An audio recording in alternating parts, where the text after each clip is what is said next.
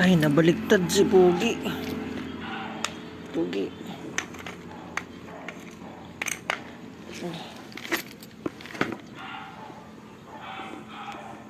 Lipot.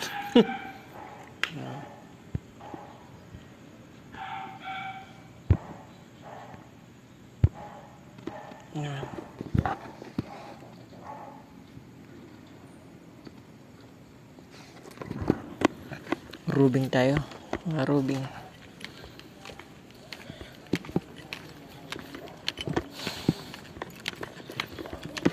Medyo malaki itong ano, irurubing natin. Solo lang tayong duty ngayon dito sa posting natin. Excuse me. Napakalaging genset ng ano, company. Automatic. Yan, tingnan natin to. Napaka creepy ng ano to, bahay na to. Nakalak pa dito. Yun, area na yun, yung critical area natin. Ito din, pero mas critical yun kasi walang harang. Yun, dito meron grills, yun wala. Ito yung ito yung abandonadong bahay. Tapos dito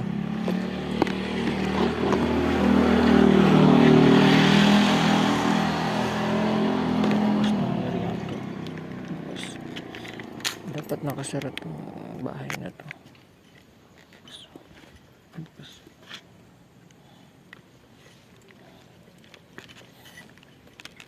Ayan. Bukas din yung area to. Critical din. Delikado. Dapat ang 5-9 natin pag dito naka-duty. Bawal matulog. Laging alerto lagi. Napaka-creepy dito sa abandonadong bahay na to. Hindi talaga safe dito kasi tingnan mo to. Pwedeng pumasok kahit sino. Bukas na bukas tong gate na to.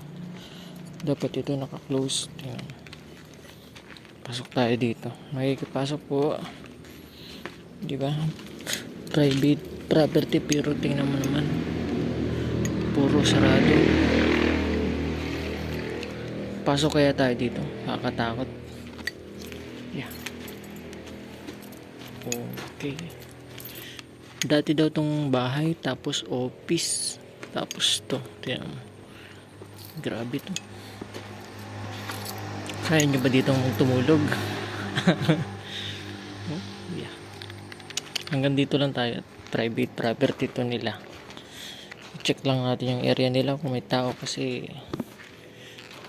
delikado to.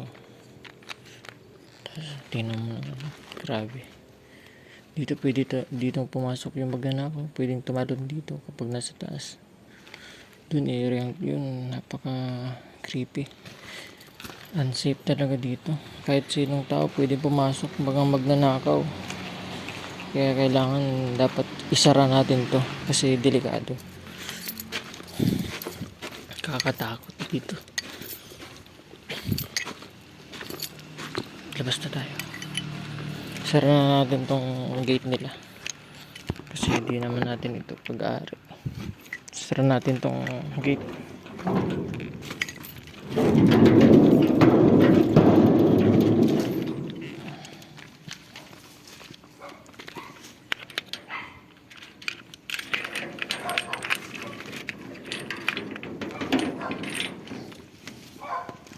Sarado na.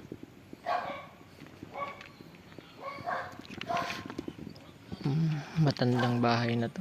Old house. Yung ano nila, ceiling matitikal lang. Delikado tong bahay na to.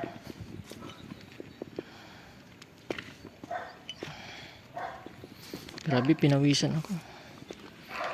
Iba yung energy sa loob ng bahay. Yan lang mga ka-idol. Siguro sa sunod na video papasukin na natin yung loob. Bye bye mga ka-idol.